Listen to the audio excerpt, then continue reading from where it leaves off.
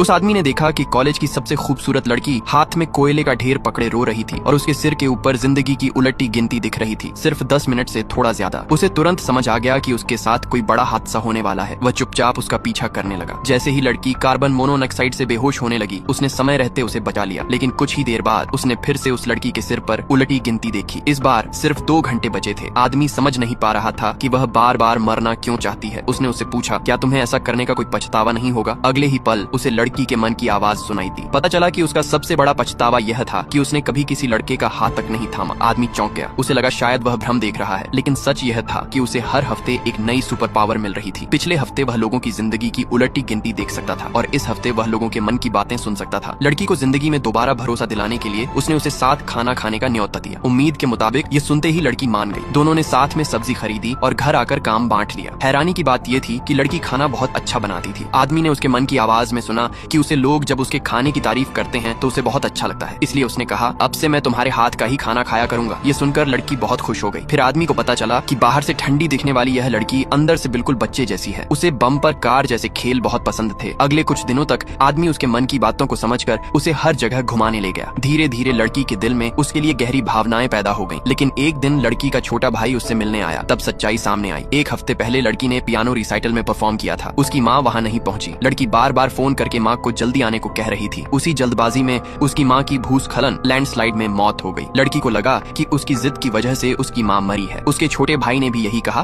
कि माँ की मौत की जिम्मेदार वही है। टूट चुकी लड़की ने खुद को नुकसान पहुंचाने की कोशिश की, लेकिन आदमी ने समय रहते उसे रोक लिया। वह उसे दिलासा देना ही चाहता था कि तभी वहाँ जुगनुओं फायरफ्लाइज का झुंड आ गया। आदमी ने कहा, मुझसे दूर जाओ। हैरानी की बात यह थी कि जुगनू सच में उड़कर दूर चले गए। तभी आदमी को एहसास हुआ कि उसे इस हफ्ते की नई सुपर पावर मिल चुकी है। अब वह जानवरों को भी आदेश दे सकता था। उसने लड़की से कहा, आसमान की तरफ देखो। फिर उसने अपनी ताकत से जुगनुओं को इकट्ठा किया। कुछ ही पलों में जुगनू हवा में सलीके से जम गए और लड़की का नाम लिख दिया। वह नजारा देखकर लड़की की आंखें भर आईं। उस पल उसे पहली बार लगा कि शायद उसकी जिंदगी अब भी बचाई जा सकती है।